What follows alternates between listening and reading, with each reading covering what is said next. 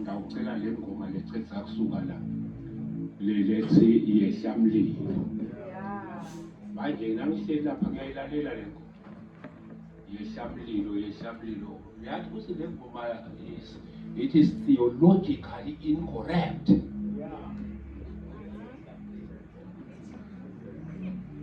Yehlamlilo kwaJehova utibonakalisa phela mlibe ngifundisa isingisi nesiswati sathi isivumelwano senhloko sathi isivumelwano samantiwa yabo uthi lo mbuto isile ngoma yehlamlilo kaJehova utibonakalise uthi ke lo mbuto ngubani lo lotibonakalisako emkhathini walo mlilo nalo Jehova ngubani lo lotibonakalisako. Hallelujah. Kushashaya kancane ngoba when we pray bazalwane asithandaze ku element yaNkulunkulu lesithi we pray to God I decide to respond to the element lesithi yena but we pray to him now sesithi yehlamlilo kaJehova bese uyatibonakalisa wena ngalomlilo. It goes to labazalwane bebakusho lokuthi siye simbuke luhlangothi lolithide bese siconcentrate khona kanti kakasekho khona. Hallelujah. Siyavusela abantu abazala. Siyavusela abazalwane inkosi yami ngetigabadelo. Sivusela kuloliqhubo ngekwehlukana egameni lenkosi Jesu ekuseni. Hallelujah. Asifundzeni bazalwane ngoba kuyasheshwa la bengingamthatha 4 hours bengingamthatha 4 hours but let us respect time. Hallelujah. Ngicela sifundze bazalwane kulo 1 Kings chapter number 18 sifundze lo verses 36 through 39. Sifundze bazalwane ngisambona ke manyathi ibaba nengathi imbidile. Emakhosi ekuqala sahluko 18 verse 36. Hallelujah.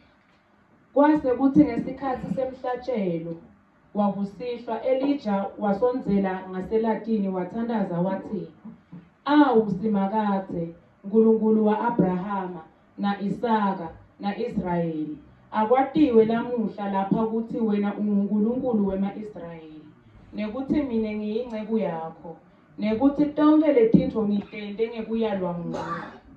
Ngiphendvule simakade ngiphendvule kuze kuthi labantu batekwati ukuthi wena simakade uNkulunkulu nekuthi tinhlitiyo tabo uyatigucula. Umlilo wasimakade wehlela etikwalo mhlatshelo wawushisa wawucetha kanye netinkhuni nematshe nemhlabathi wakhothisisa onke emanti labe lapho emseleni. Bathi kube bantu bakubone lokho baguca phansi bakhothama bakhala bathi simakade uNkulunkulu simakade uNkulunkulu. Hallelujah. Thandaza mntwana. Babe nongcwele babe lophilako sesikhona ngaphambi kwakho nalivi lakho selifunziwe sathandaza uNkulunkulu lophilako ukuthi alisehlulele siphile ngalo singagcini ngekuliva kuphela kepha sente njengekusho kwalo ubusise uNkulunkulu lophilako bonke abantu abakho labakhona kule ndlu manje kuze kube ngunaphakade. Amen. Hallelujah. Siyabonga abazalwane kazivele sichubeke labazalwane bagcine khona. Siyabonga abazalwane for lo msebenzi lomkhulu kangaka lo sewendekile. You learn sonke isikhathi ngendlela lokhanza ukuthi sibuka into ngayo semvulelwa uNkulunkulu ngayo uye umangale lokuthi uNkulunkulu bowukuphi la ngangiveteli lokho kanti uNkulunkulu kwente ngemabomo ukuthi kavele ngalolo munye utohlala wadi ukuthi akukapheleli ngawe. Hallelujah. Akukapheleli ngawe. Hallelujah. Haleluya. Sekukhulunyiwe bazalwane, but kunento lengihluphako bafundisi, kunento lengihluphako bazalwane. uNkulunkulu uyangihlupha. Ngicala kubuka le verse akhuluma umfundisi ukuthi sitambe sibuka nasi scripture passage nasi. Sibuka ikakhulukati the church, sibuka ikakhulukati the people, but to me uNkulunkulu ubeka indzaba yemholi. Ubeka indzaba yemholi. Because na uNkulunkulu atawugucula tinhlitiyo talesive sa-Israyeli, wadzinga kube na Elijah umholi. Wadzinga ukuthi ayovusa Elijah, without Elijah bekungeke kwenteke konke lesikhuluma ngabo namuhla. But there needed to be a leader of Elijah's caliber kuze kuthi labazalwane bato experience what they experienced. So sitabuka briefly bazalwane lokuthi nyalo njengoba libandla likhona uthi Jesu ngalenye ilanga liselive laNkulunkulu wakhanza abantu wababona abanjengetimvu letihlakatekile letinganamelusi. Hallelujah. Now just awubuka sitokwana nje bazalwane sisusela kulo a new heart for a new season. Sitawubuka sitokwana nje bazalwane lesithi a leader who shakes the atmosphere and shifts territories. Because without that kind of a leader, the church will remain in the dark. So we need that kind of a leader who don't figure avule la metro alelibandla libone libandla ukuthi bese simulibele uNkulunkulu nangu uNkulunkulu.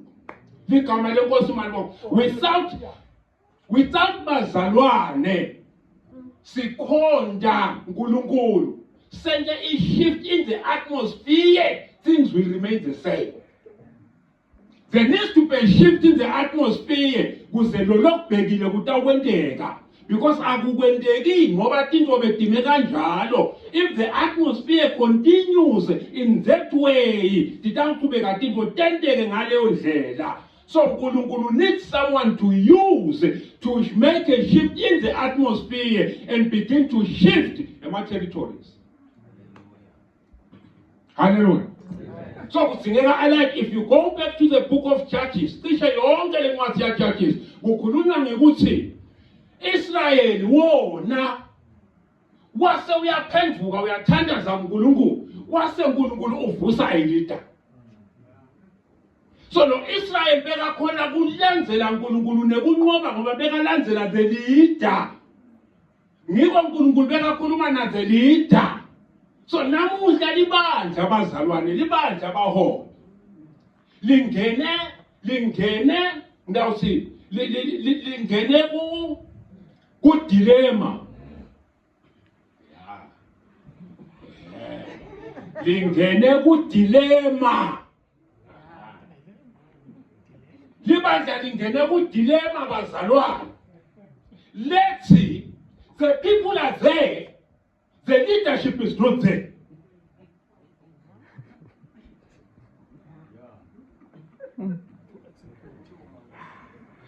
The people are there, confused, waiting for someone to show them the way. The leaders are not there.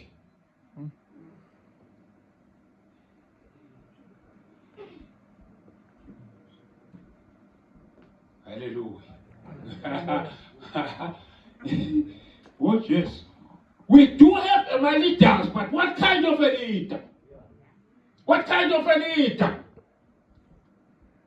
This is a national leader. Come on. This is a political leader. But it's the spiritual leaders. Ngenxa yale vacancy, the vacuum. Level spiritual leadership. Kusuka political leaders are finished at the space. Who come up people from politics, but that's over the church. Who come up leader somewhere, but that's over the church. Now the bazalwane le team letifuna uNkulunkulu Athi sakhona ukumthola uNkulunkulu because the leader does not know the God they need to lead the church to.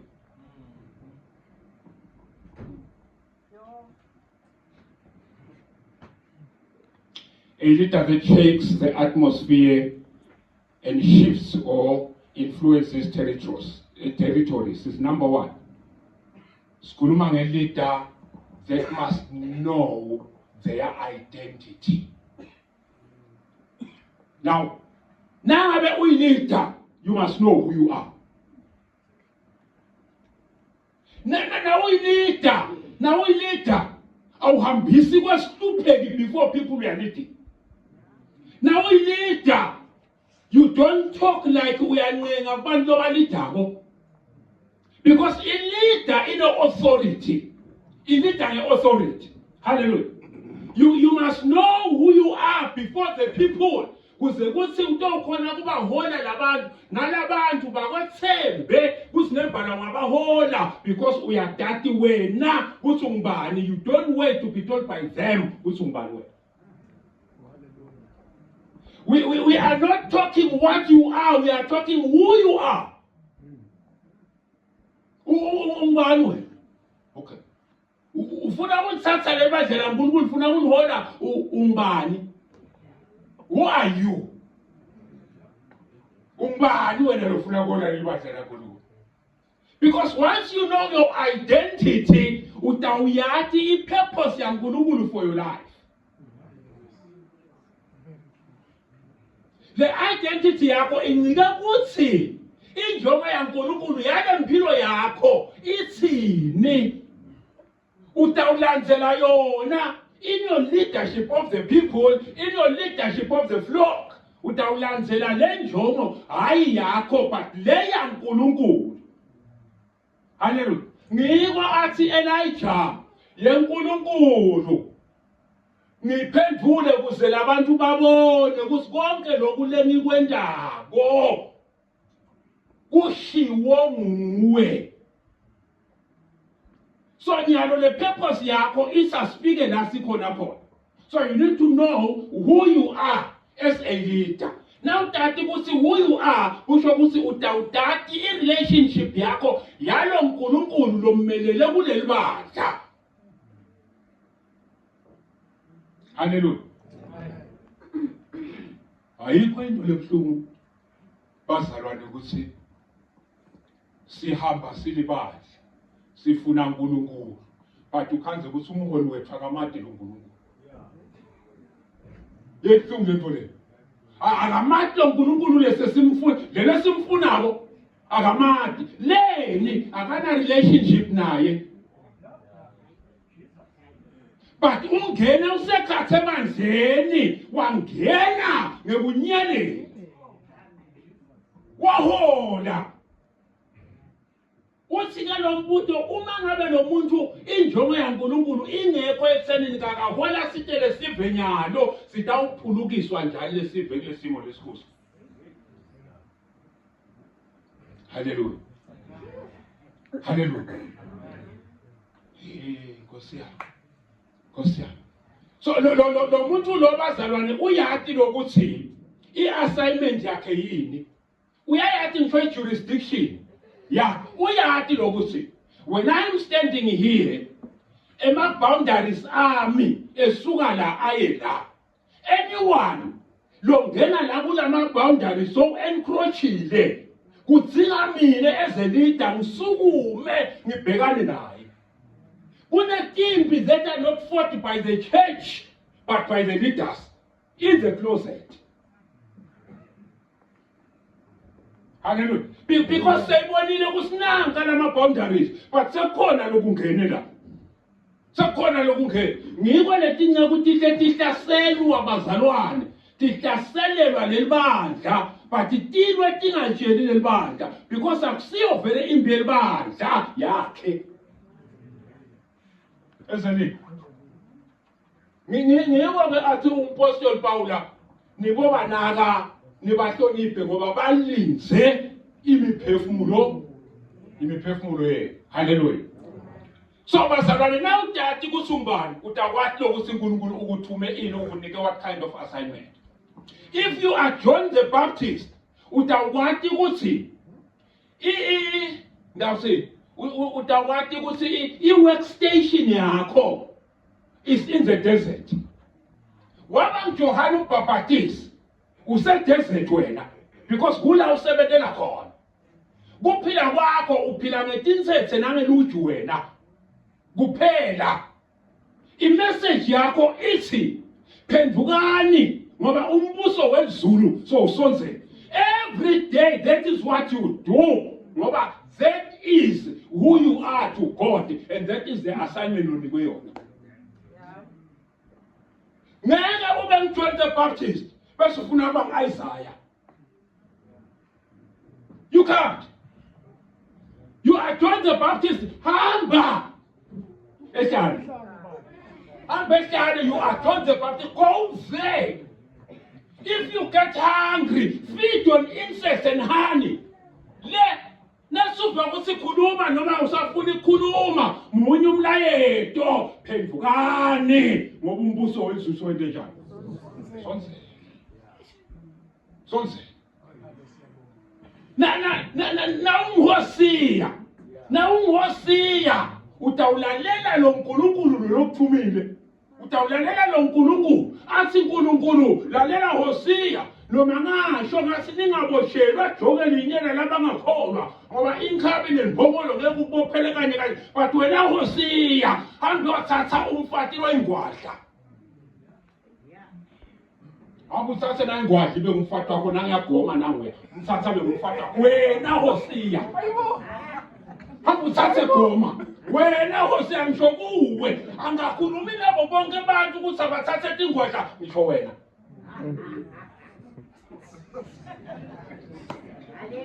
Khuluma nawe Hosiya ngisafuna ukuthatha ingwadla. Etabuye goma hlale na Hosiya bahlale abantwana nababili kumehlule goma. Athi ngiyathi lempilo yala ebuncekwini mina ngathi impilo yesitaladi ngale impilo yemgwaqo abuyele emgwaqweni. Kubeka uNkulunkulu asebenzise Hosiya bese sothi Hosiya hamba uyolanza goma.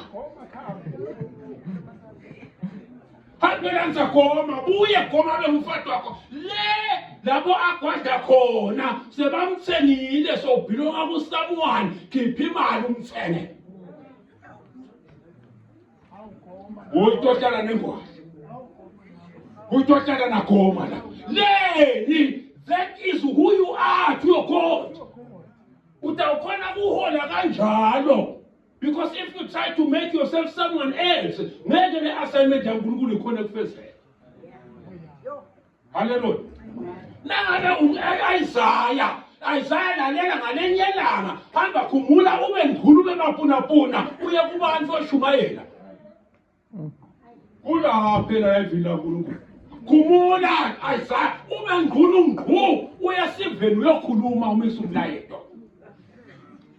Bangakhi labangakhumula. Ngoba namhlanje wathi uqhamuka lapho sibona inkunzi yezidimoni.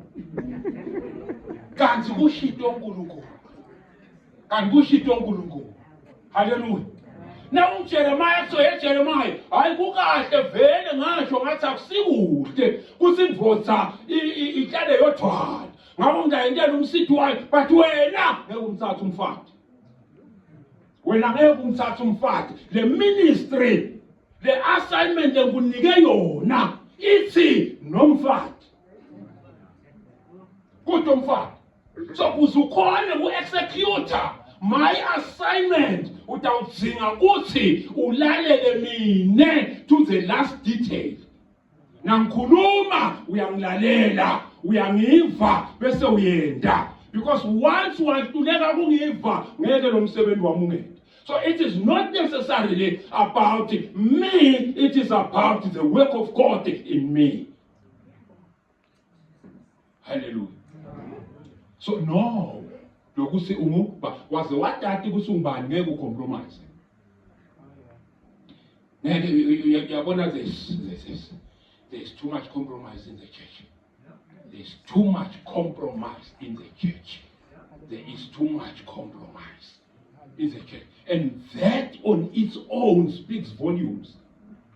That on its own speaks volumes. There is a lot of compromise. Sibeketelela netinto letingakafanele kubeketelelwa. We cannot be a church lelingakuchastise nawungendi kahle.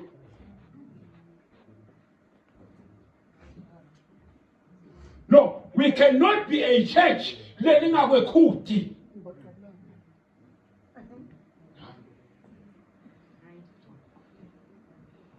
Hallelujah.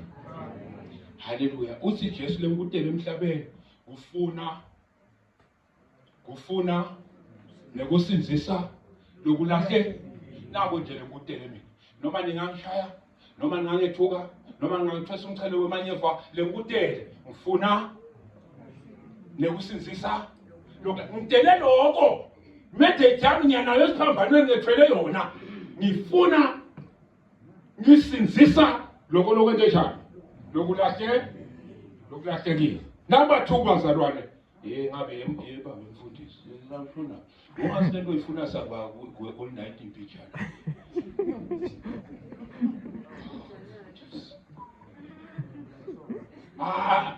angime la bazalwane isikhathi sesalile ngicela kuma la ebulokhuzane la ekuthenini dadi lokuthi ungubani. Dadi lokuthi ungubani ngoba bengifuna ukungena kule mzaba yemlilo yabona.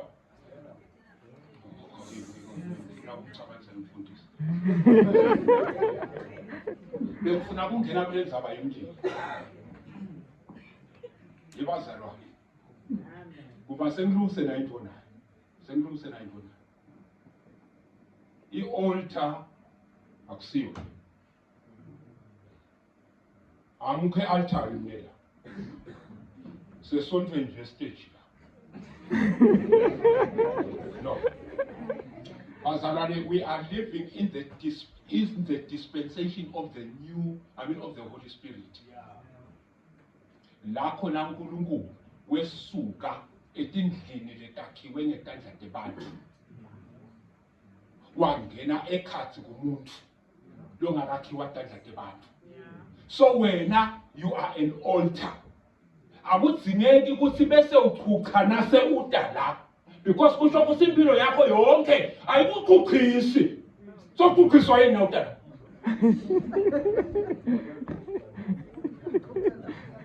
Kukhanya empilweni yakho emsebenzini ingabe kuhamba kahle yini, ingabe ngu-right standing yini naNkulunkulu na, akuchuchiswa mnoko because your spiritual life is the altar yaNkulunkulu.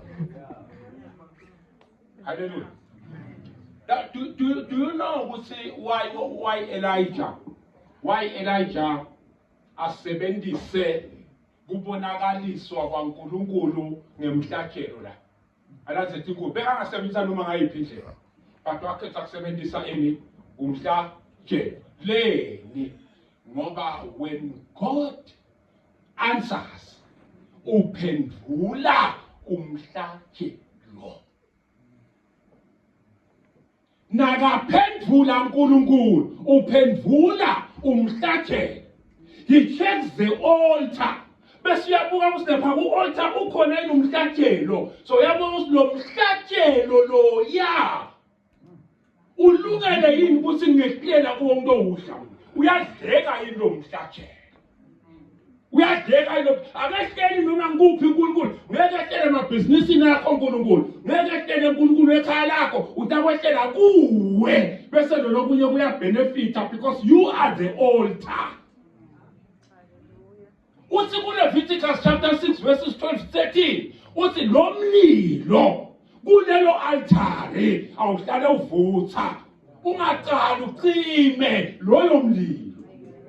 So it is our responsibility bazalwane ukuhlala sichecka this altar ukuthi lo mlilo uyavutha yini lo ngadla lo mhlatshelo because uma ngabe lo mlilo ungavuthi kusho ukuthi noma ngawenta lo mhlatshelo ngeke udliwe.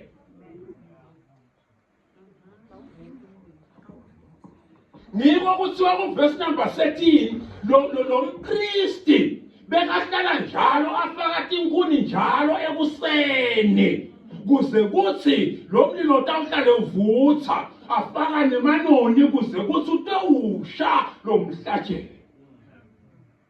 Usha nini wena usha nini?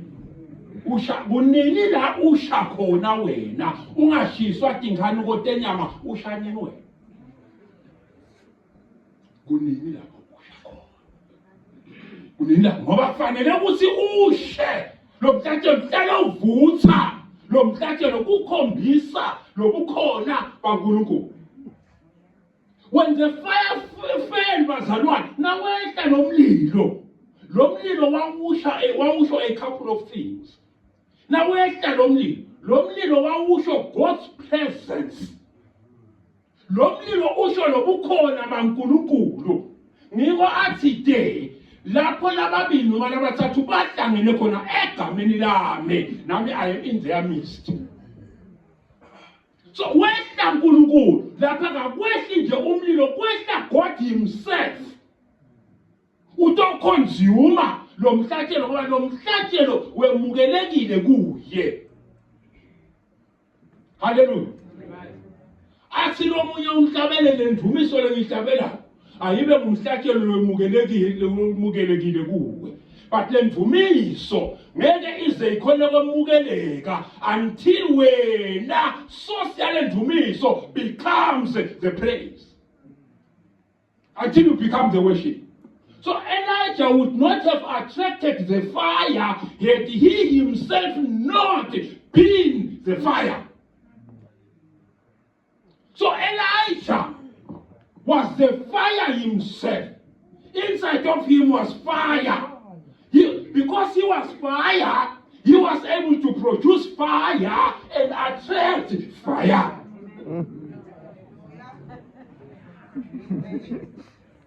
Ngoba ungakabi ngumlilo ngeke umlilo utokole. Fire attracts fire. Fire attracts fire. Ngiko kasikhathini esiningi sokhanza lokuthi sesimela Nkosi yami uyabona. Sesiyatama lokuyenda mani. Kanti kutawuse lesikwendako ngeke ku-attract lesibushoko but kutawu-attract lesingiko.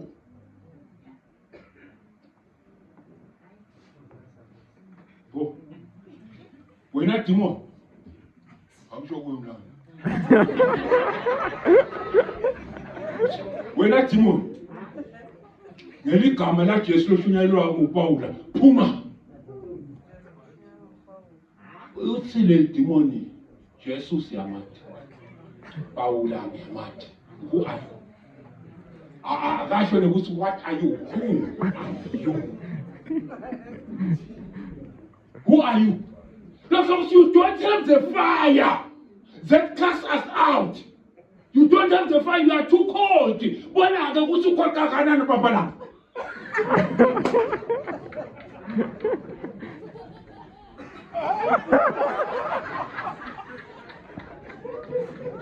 The fire.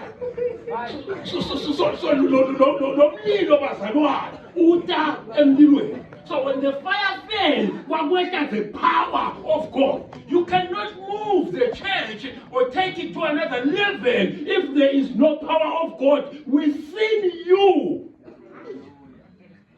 Tinceku Nkosi aqhamuke tulu. Lamandla akaqhamuke eBhayibhelini, akaqhamuke worship, aqhamuka la kuwe la. Phuma la kuwe lamandla. Phumela kuwe lamandla affect the atmosphere bese ke uNkulunkulu uya-intervene in the circumstances of lelibandla. It comes from inside you. If you have no fire, Jesu buya ngemuva.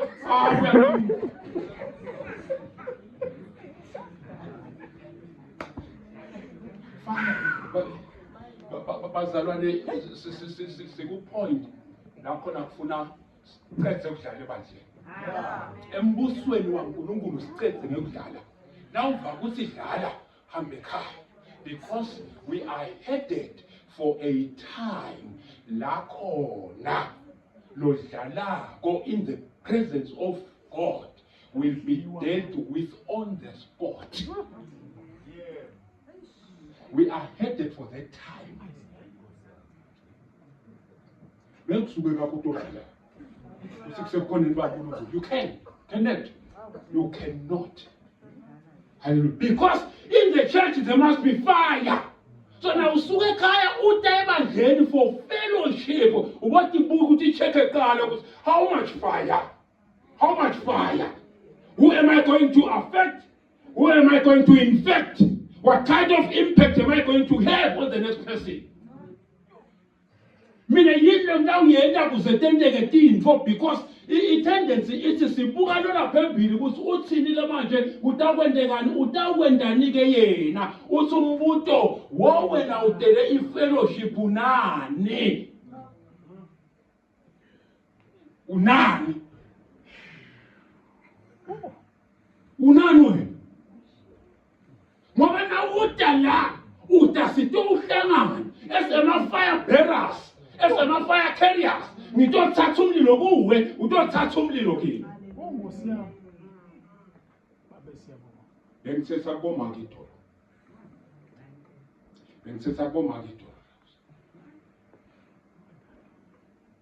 usuka le kakho ude la ufika uhlale usuke la uyoshona kakho uthi umuntu ufellowshipile yini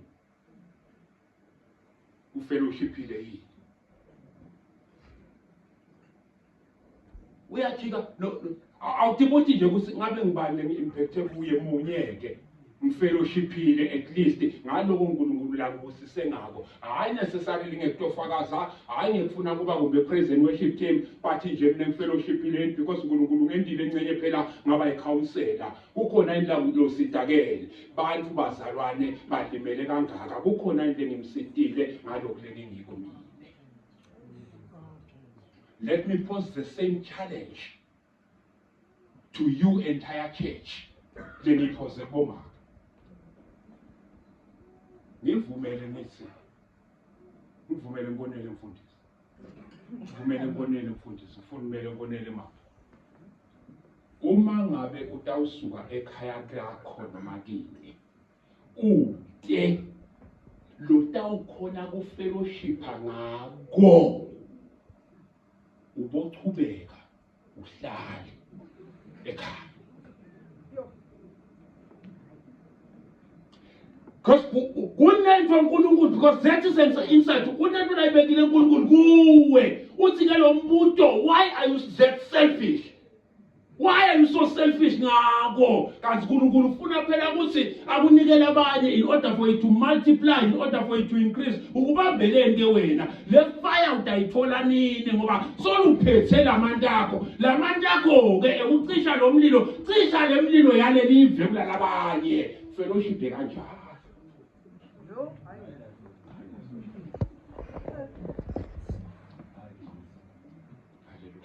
Funa kugcina lapho bamfundise ngonele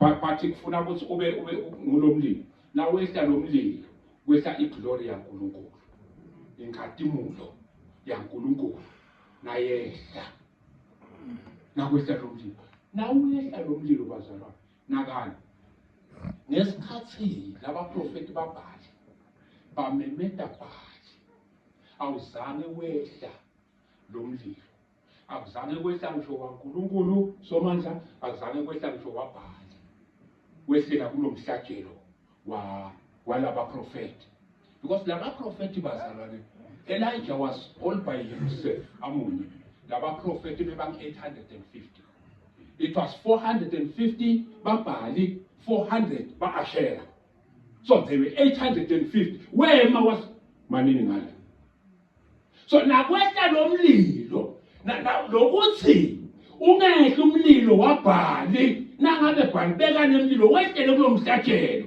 it was an indicator ukuthi bhali akawemukeli lo mhlatshelo lo wendelwayo because lena awemukeli ngulokuthi the atmosphere the environment was not for Baal it was for God. So nakehla ke uNkulunkulu ehla ngalomlilo, it was i-approval yalo mhlatshelo. Ngiyawemukela lo mhlatshelo.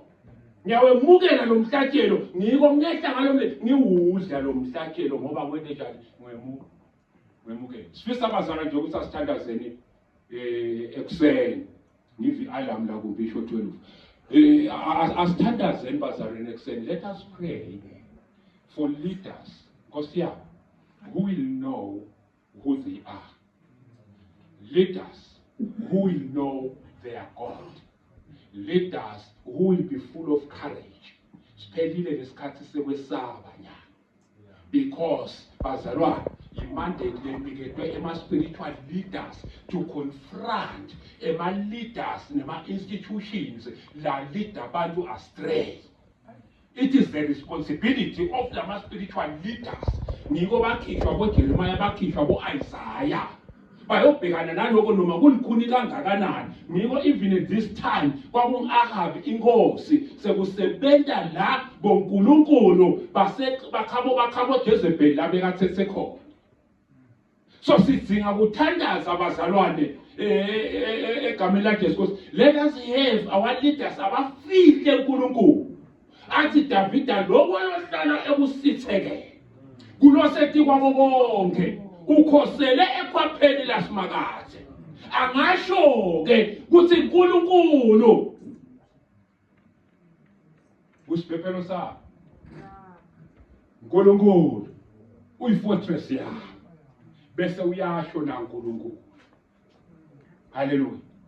Asingidamvikela kuto tonke tifo letithathelwa lapho. Ngidamzabulela tonke tingibe. Hallelujah. Let us pray for that person. Lalelani bazalwane. When we talk of leaders, asikhulumi ngebantu labaku leadership nyalo esibabuka, but nana nathi you are a leader in your own right. Yourself. Because you have God's assignment nakuwe. So we are praying ekusendeni uNkulunkulu kakasisithe asivusele that kind of leaders. Kuze libandla, because libandla abazalwane nyalo liyandiyazela nje. Niyathi kuthini bafundisi babo? Ngulokuthi lama miracles, signs and wonders asayindlala ebandleni. Kanti uthi Elijah, wena uNkulunkulu yena umonakale lokuthi nguwe lomthumile, and he answered by fire. A miracle. Ngesikhathi ama-miracles, signs and wonders avama. Ngesikhathi labantu babona lobukhulu baNkulunkulu nabetine bayaphiliswa. Tishosha kuyasukuma atidzingi kuya endumbeni. Kube besitawuxoxa besitawusesixoxela ukuthuma nini uNkulunkulu ungumfundisi endumbeni. Ukuthuma nini endumbeni. Akukho hamba lapha unge kunayindumba la. Ngicela sukume bazalwane sihole praise team. Ngicela babazalwane kuloko sithandaze sonke babe bishop. Ngicela babe utosilida la, but siyabe sithandaza sonke as a church. We are praying for a spiritual leadership that will be so courageous, that will be full of fire, that will be without intimidation in executing God's mandate. Labatawungathi uNkulunkulu wabo, labatawuthatha kusibabo babo. Let the praise team come forth, men of God, kusihole babe. With due respect.